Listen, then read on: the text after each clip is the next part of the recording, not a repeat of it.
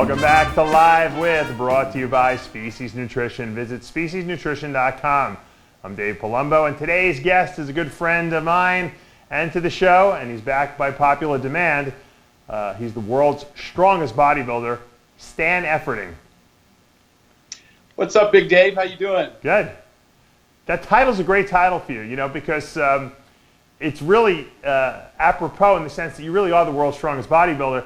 And I still think to this day, even given some of the lifts I've seen by the late Dallas McCarver and Akeem Williams, I still think that, you know, in the three lift max, you know, the bench press, the deadlift, the squat, you still got the undeniable record.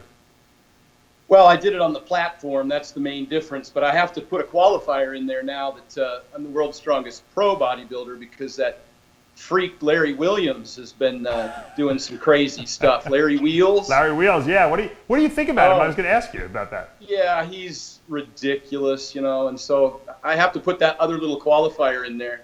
World's strongest pro bodybuilder over 50. How about that?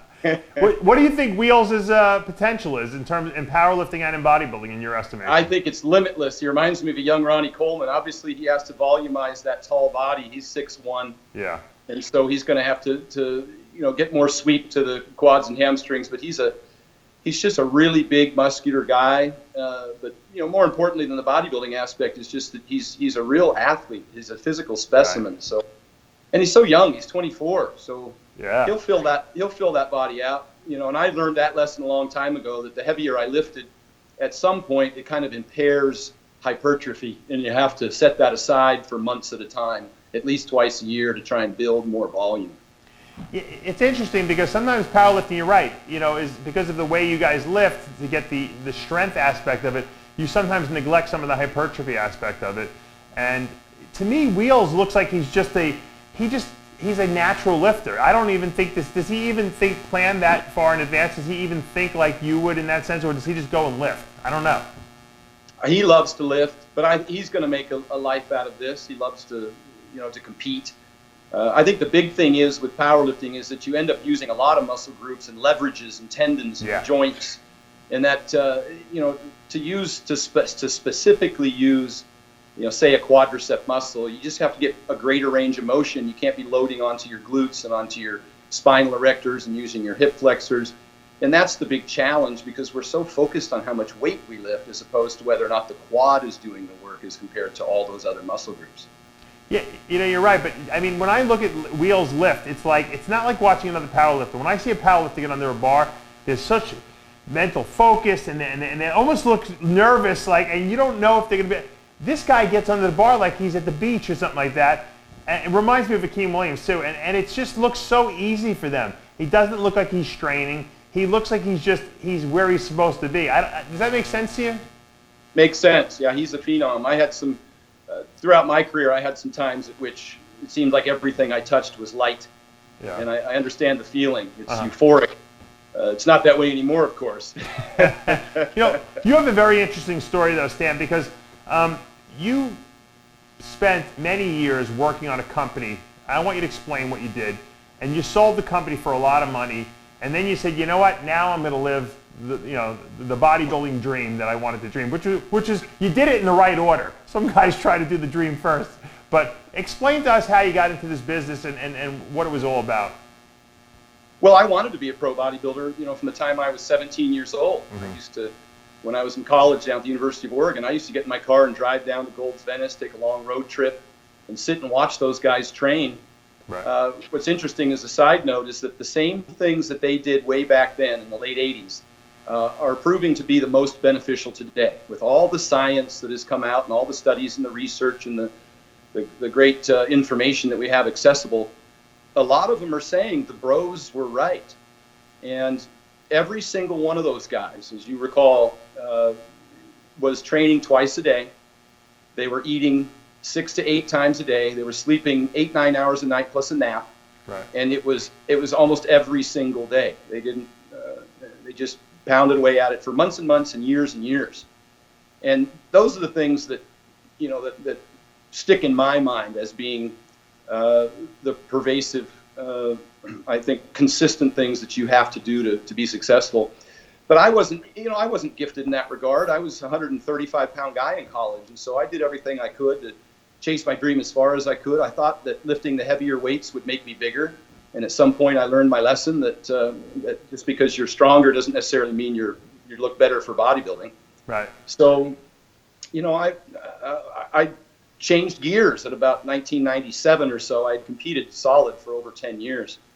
And then I started a business. I realized that powerlifting and bodybuilding was never going to be a career. At the time, we didn't have social media. You couldn't monetize that unless you were winning and in the magazines and getting sponsorships. There was no way to create your own value. Very different picture today. So I spent 10 years building a business. I didn't compete. There were times there where I didn't even train for a year or two. Wow. And it wasn't until about 2006 that I came back and decided that I was going to compete again. But by then, like you said, I had created a couple of successful businesses. I had built a telephone company into a $25 million a year business, and I had bought, built, and converted and sold nearly $60 million in real estate during that time. How did you get into that, though, Stan? How did you learn about all that stuff? Was that just something that you kind of fell into, or was it something you were interested in before that? Like, you're making it seem like it was so easy, but how did you do something so elaborate, I should say? Well, it's important that you ask that question because I had the intellectual property. I had experience in that. All throughout the time that I was in college and after college, I was managing large apartment communities and helped a developer build a 150-unit, $15 million community. Mm-hmm. So I learned a lot of that. And then we had our own telephone and cable access.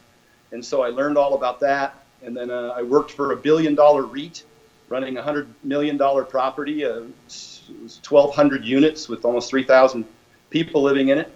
And so I had the experience. I did it already for someone else. And that's important because I knew a lot about it. And so when I started my own very small phone company, I already had, I was vice president of a telecommunications company for 3 years. So I knew about it. And I always encourage people to do things that are in their wheelhouse, that they have experience, knowledge, so they don't flounder for many, many years. Fortunately, I was able to be mentored by a good real estate developer. So, first the phone company, and with the revenue from the phone company, I was able to invest in real estate. And of course, at the time, you only needed 3% down. Oh, right. And you could buy land and build properties and buy condo conversions, and the bank would finance the lion's share of the conversion. Mm-hmm. So we did really well. I bought and sold multiple apartment communities, either in whole or parted them out into condos, and built subdivisions and single-family homes, and bought commercial real estate and remodeled it and sold it. Weren't you like a nervous wreck, Stan, doing this? I mean, because you must have had huge loans you were taking out from the bank, mortgages and stuff like that. That had to be very stressful. Yeah, absolutely. No, of course, at the time, the real estate market was booming. And that's kind of when I started getting back into bodybuilding. And I had a lot of free time. I had a lot of money. I had a good staff working for me. Right.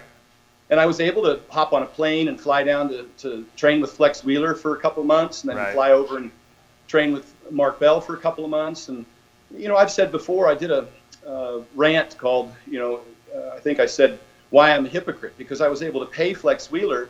That's not cheap. To train me twice a day for 2 months straight. Wow.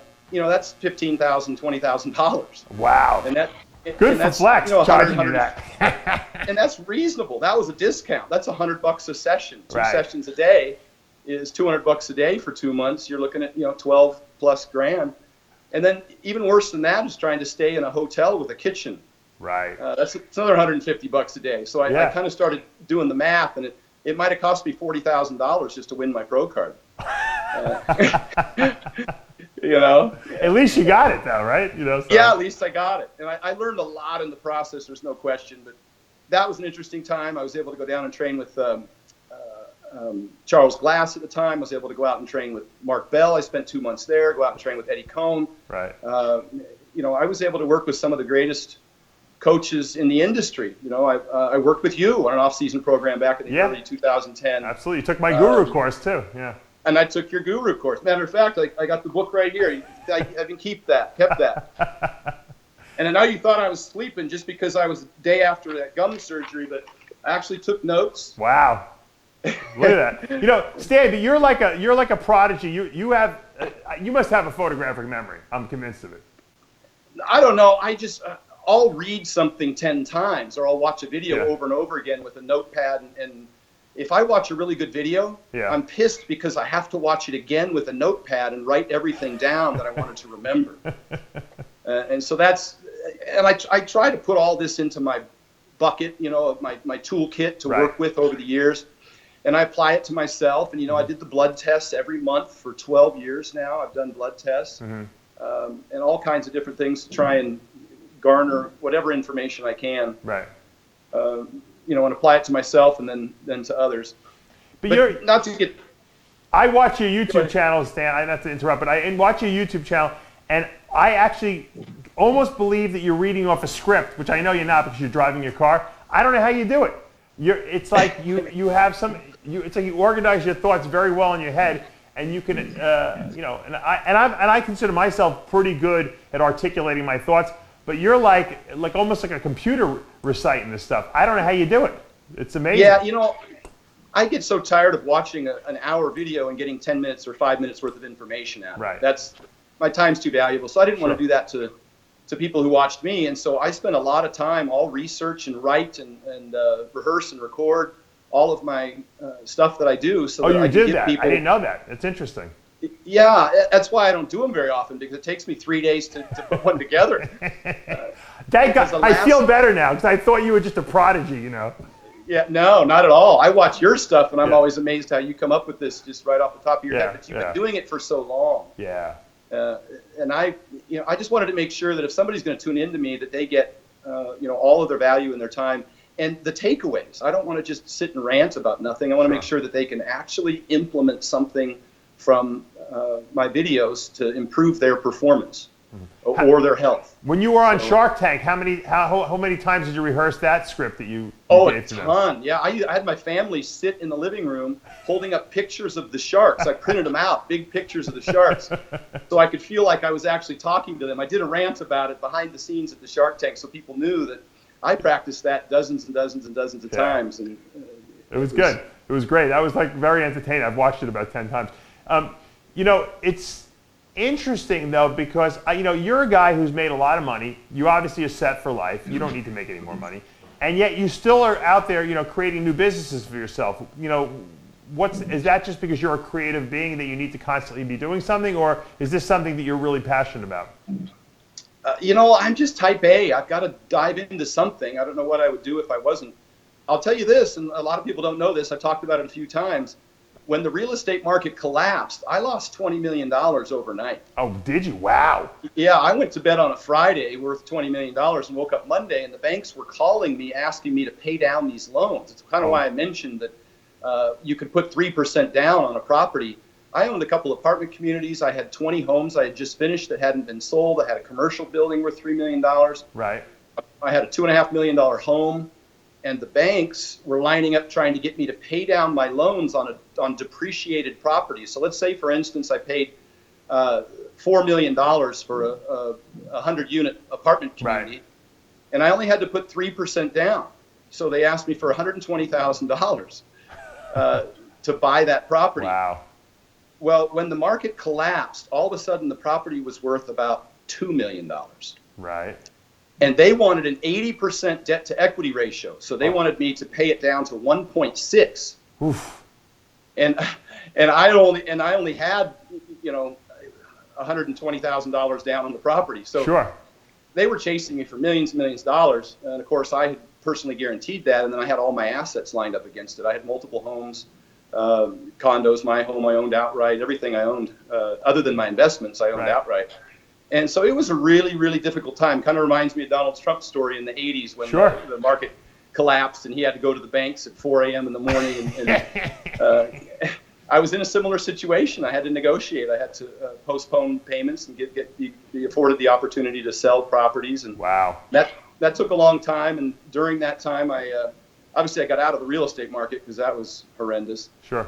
And started an engineering firm, started some medical marijuana businesses that we still have going, and recreational businesses, and just kept forging away. So I'm not as risk tolerant as I used to be. Right. I'm certainly not as, let me say, comfortable as I used to be. So I'm a little more conservative now. I got out of it without being completely destroyed. I didn't jump in front of a train like most people did during that time. Yeah. You remember, many folks were. Sure. It was a bad time. But, you know, that's just, to me, I always looked at it like Monopoly. I didn't grow up with money. I was in a very, conservative home, I would say, modest. My dad worked for the government. My mom was a homemaker.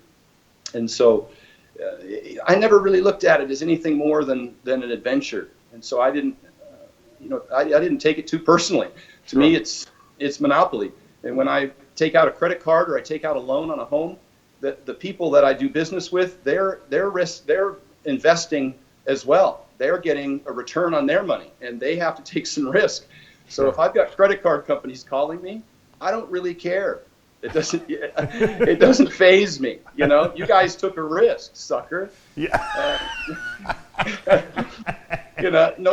Nobody's bailing me out, and so I just reinvested my time and energies into something that I thought would provide a return, and fortunately, I was able to build a couple more multi-million-dollar companies in the meantime. So I gotcha. I'm certainly quite comfortable, but I'm not a fat cat like I used to be. It's all right. Sitting behind Donald Trump at the UFC fights in the second row. That was the good old days. Stan, explain the vertical diet, because a lot of people, I kind of know what it is, but a lot of people have been asking me about, what I think about it. So just give us a brief synopsis of how you came up with this and what exactly, are the tenets of it. I created the diet mostly for performance, and I wanted to start with a solid foundation of highly bioavailable micronutrients, which means I wanted to eat the foods that were the most easily digested and provided the most vitamins and minerals. Mm-hmm. I don't look at a nutrition program in terms of macros necessarily. I like to look at it in terms of micronutrients. I also designed it because, if it fits your macros, as it were, doesn't address gut health. Mm-hmm. And one of the big things I've always struggled with is that a lot of foods would wreak havoc on my gut. Yeah. Vegetable oils, and of course, when you're trying to bulk, things like breads and pastas and pizzas and pancakes and all the carbs that we tend to forage on to gain scale weight don't necessarily sit on us very well. Mm-hmm. And it causes insulin resistance, and it interferes with digestion, and people are popping Tums like crazy because they're getting gastric reflux, and that's very, very common in the industry. And this includes women who are dieting and they're just eating very nutrient poor foods, an egg white, broccoli, and they end up with deficiencies, iron deficiencies, B12 deficiencies. So I wanted to create a diet that wouldn't cause bloating and gas. I focused on digestion first and make sure that I didn't have any problems with nutrient deficiencies. And you're huge on that as well. You're one of the few people that's really focused on vitamins and minerals and understands how important they are. We see all this metabolic adaptation. A lot of it is a result of micronutrient deficiencies. Mm-hmm. And so we make sure and get people adequate calcium, adequate magnesium, adequate sodium, adequate potassium. All of those things are really essential for stimulating metabolism. And I added a few other items in there from my experience and from the literature that also seem to help people with performance. And, another thing it doesn't address is the immune system. Something like a macros diet doesn't address whether or not your digestion is adequate, and you might be creating autoimmune deficiencies. Getting indigested proteins or indigested carbs into the small intestine and creating gas, maybe permeability. That starts to lead to a lot of havoc. And ultimately, the big thing about the program, and it's not just the vertical diet, it's the vertical diet and peak performance. And it takes into account sleep as a huge component that can't be separated from nutrition and digestion. It takes into account hydration, which is another huge component. Yeah. It takes into account how all of these things affect hormones. We take a lot of abuse in this industry, Dave, you and I both, because the industry is very commonly, a lot of people use performance-enhancing drugs. And for a while, they can compensate for these deficiencies. Maybe they're experiencing metabolic adaptation because of these egg white and broccoli diets, but they toss in some thyroid or clenbuterol and they get a temporary fix for that problem. But taking thyroid doesn't fix an iodine deficiency. It doesn't fix an immune system problem. It doesn't, it doesn't address the source of the problem, the micronutrient deficiency. So ultimately, athletes end up rebounding. They end up with these deficiencies, and they come back. All of a sudden, progress stops. So it's a stopgap. It's a temporary thing. Right. And so I wanted to get in front of it and make sure that my athletes didn't have nutrient deficiencies or hormone imbalances that were caused by a lack of sleep, because we're getting athletes up at 4 a.m. to do an hour of cardio when they've only gotten 5 hours of sleep, which suppresses testosterone, suppresses thyroid, increases hunger, increases, decreases metabolism. And we compensate for that by taking medications. Sure. And that's not a long-term plan. And so I wanted to create a diet that addressed all of that. And a lot of it, one of the big things with the diet is that when people are dieting, they tend to lose stamina and endurance and energy and just feel like shit because of metabolic adaptation, because their body temperature lowers. All of that happens. And so I put foods in there that helped stimulate metabolism and helped give them more energy. Sodium's obviously a huge piece to that. Wearing a CPAP if they're sleeping, that's part of my program. If they aren't getting adequate sleep and they snore, I implore them to get CPAPs. And oddly enough, a great athlete like Hafthor or Brian Shaw, 400-plus pound guys, didn't have CPAPs and they snore. And I'll talk to their wives or I'll talk to their girlfriends and I'll ask those questions and remedy that problem because it's critical to their performance. Sure. Diet. I think anyone over 250 pounds probably needs a CPAP machine because. 100% agree. And I don't care how hard you train and how well you diet. If you're holding your breath at night, it's a done deal. Your performance is going to suffer. Yeah. So. And there's so many more things in there, like, I encourage the blood test because I want to find out what people are deficient in, or if they have insulin resistance, or if they have low vitamin D. And so I try and encourage them to address all of those deficiency issues. And I put in a host of different foods. Like I make sure they salt their meals. I ask them to get in iodine because about 50% of athletes that sweat a lot have an iodine deficiency. Yep.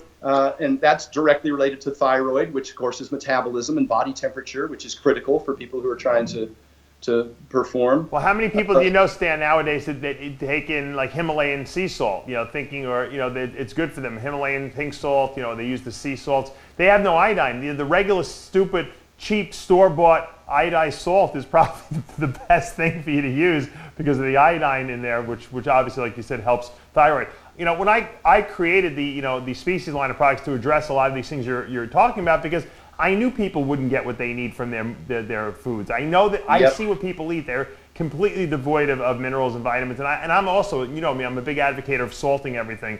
People think I'm crazy with the amount of salt that I consume and tell people to use with soy sauce. My wife cringes when she sees me pour the soy sauce bottle on my food. But you need electrolytes, especially when you work out. I mean, you're right.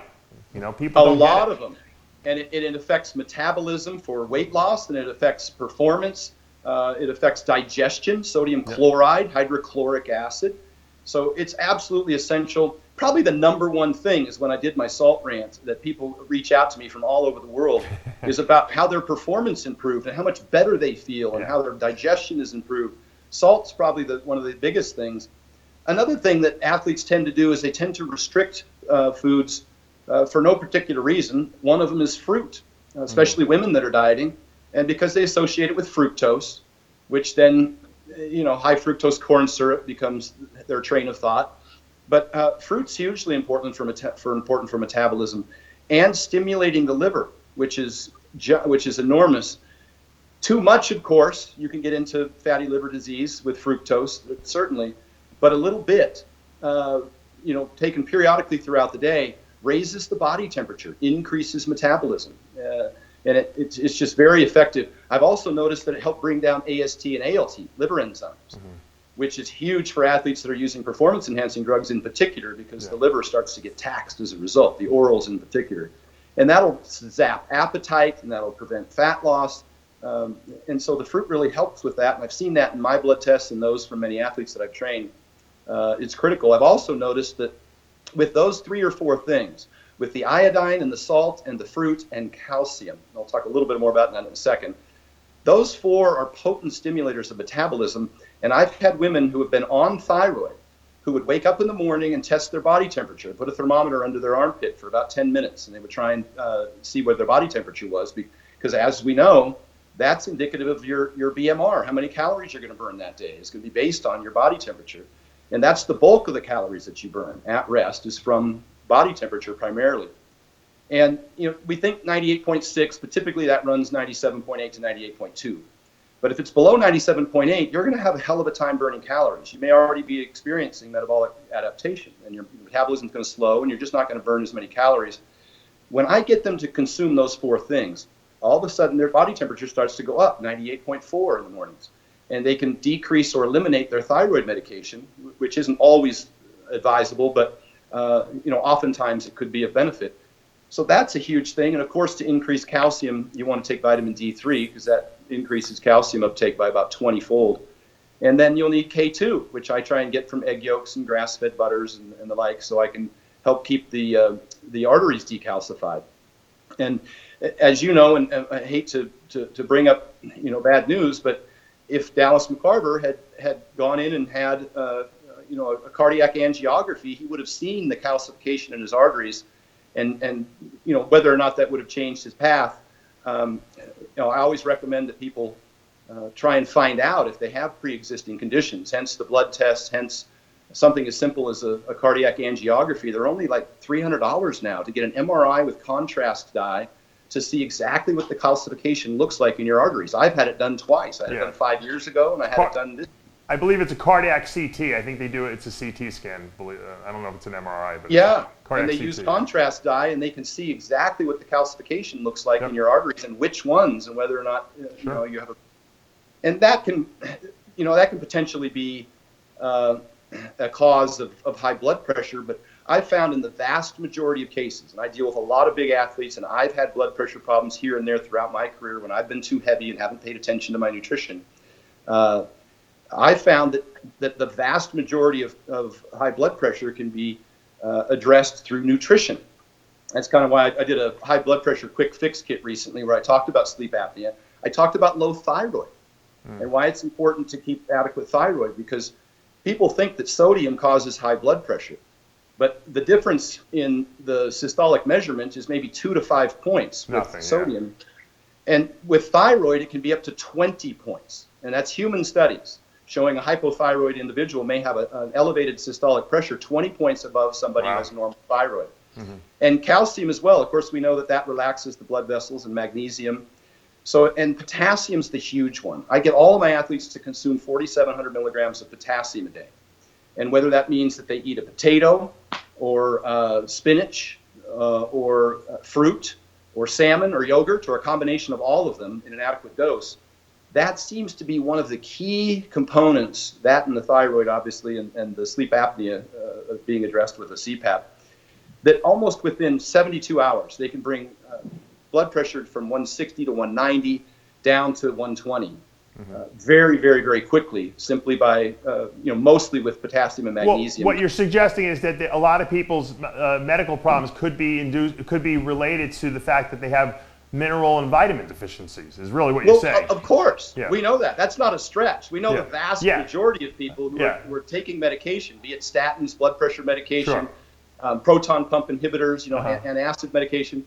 The vast majority of them, it's a lifestyle issue. It's not a clinical, medical issue. Sure.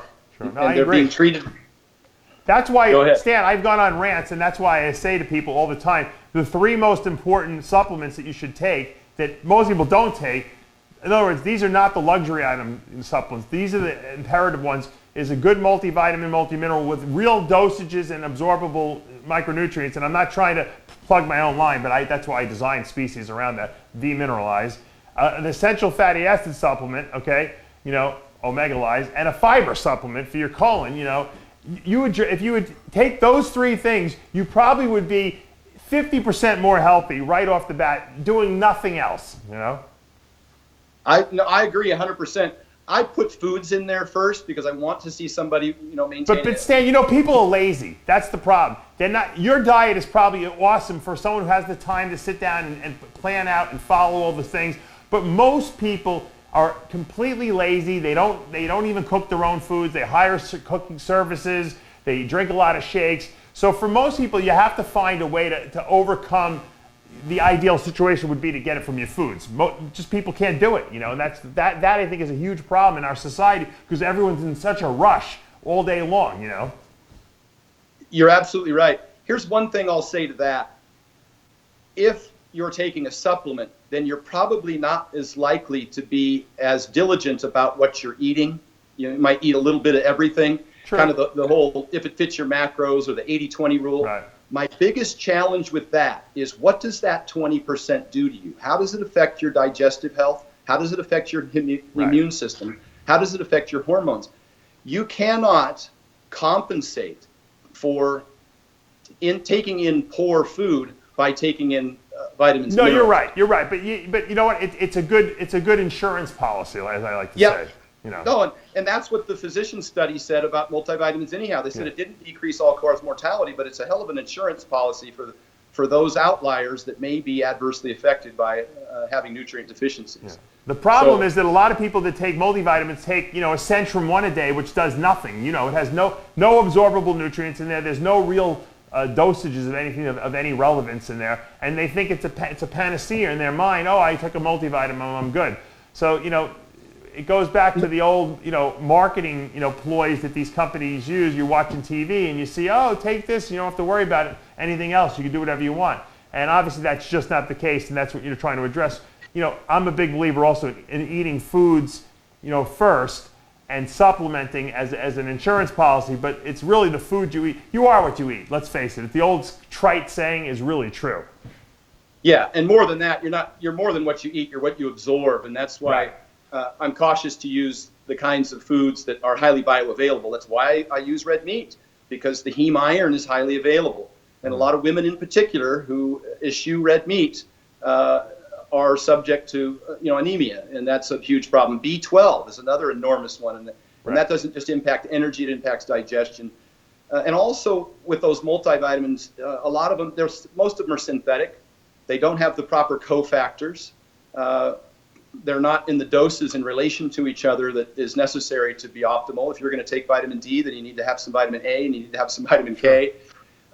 Generally in food, you can avoid some of either the deficiencies or the surpluses. Start popping a whole bunch of vitamin A, you might end up with too much.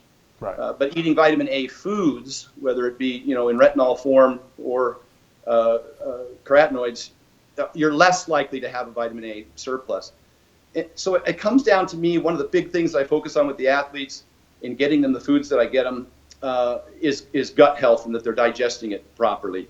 I'll have people that have been on prescription antacids for years. Right. And within a week, I've got them completely off because I understand that GERD and acid reflux is not caused by too much acid. It's caused by too little. Yeah. And that impairs digestion significantly. And now you're not absorbing those nutrients, the B vitamins in particular, or the calcium or anything.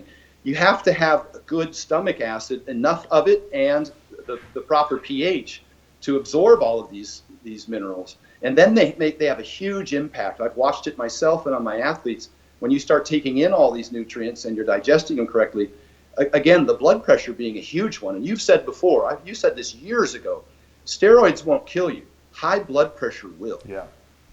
And that's important to people understand that that's not the thing that you overlook. And I think it's very easy to fix. In the vast majority of people, they're deficient in potassium because 4,700 milligrams of potassium is hard to consume. You have to be deliberate about it. And most people aren't. Mm-hmm. It's interesting. You mentioned earlier that not having enough, digestive ability. When I was 300 pounds and I was eating, 12 times a day and guzzling shakes all day, I got a lot of acid indigestion. And I noticed that in other guys that I work with that are bulking and stuff like that, there is a lot more indigestion because you're eating so much food. I think your body just can't necessarily break it all down. But I would notice that when I would be really, really, really hungry, like maybe I just didn't eat for some reason for 5 hours or something like that because I was just crazy busy, stuck in motor vehicles, whatever the case may be. And then I ate. It didn't matter what I ate after that. I could eat the greasiest, most disgusting meal. It's like I absorbed it no problem. I didn't get any acid reflux from it. A meal normally that would destroy my stomach, it was like my body was primed for anything I gave it. And I'm not suggesting to eat junk food, but what I'm saying is I think that, sometimes, dare I say, because this is the bodybuilding mantra, we eat too much food, Yeah, that happens as well. And that was what's going on with both Hafthor and Shaw. They were eating too much food. We remember the video that Shaw posted about a year ago. It's got 1 million hits or more, about his 10,000 calorie day. Yeah. But it was what I called horizontal eating. That was pancakes, IHOP for breakfast and burritos for lunch and pizza for dinner. And that was causing him a massive amount of distress. And he's probably used to me calling him out like this now because I've mentioned it so many times. One of the first things he said to me after starting my diet is when I saw him, he leaned in and kind of quietly said, "Stan, I'm regular." And I understand that because I've done that to myself for nearly 30 years trying to bulk up. And I know what it's like to have to run to the toilet after every meal. Yeah. And I didn't think that needed to be that way. And there have been times as a bodybuilder when you're eating cleaner that you realize that you're not wreaking that havoc on your body and you're more regular, especially when you're eating really quality foods. I was eating a lot of top sirloin steak, and so that was very efficiently used by me. And the stool was quality and normal and regular. And so I tried to employ some of those same techniques with Hafthor and Shaw. They just said they'd reached a point at which they were just gaining fat. They weren't getting any stronger. They were just getting fatter. And so we've performed the blood test, find out they were vitamin D3 deficient, find out that they were insulin resistant, find out that they obviously didn't have a CPAP. And so we went about trying to correct those issues. We dropped a little bit of body fat. You notice Shaw this year had lost about 15 pounds of body fat and got pretty lean. Thor, the same thing. And then we just drove, like with the vertical diet, I create a kind of a foundation of these highly bioavailable micronutrient-dense foods, and they eat those first.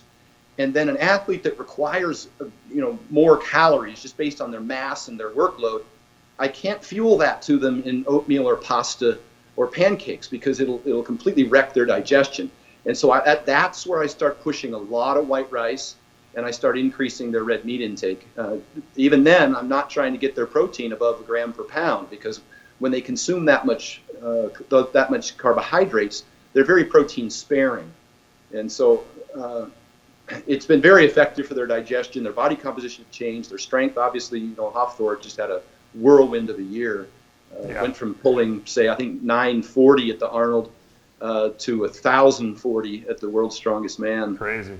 Which is just ridiculous. Yeah. So, and it's not just it's on both ends. I work with 120-pound IFBB Pro bikini girls too, with the same theory that I don't let them over restrict. I encourage them to eat fruit. I encourage them to have a calcium source daily, which is usually dairy. And if they can't handle milk, then we go to a Greek yogurt. And if they can't handle that, then we use a slice of cheddar cheese. But they don't appreciate how important calcium is for their metabolism as well.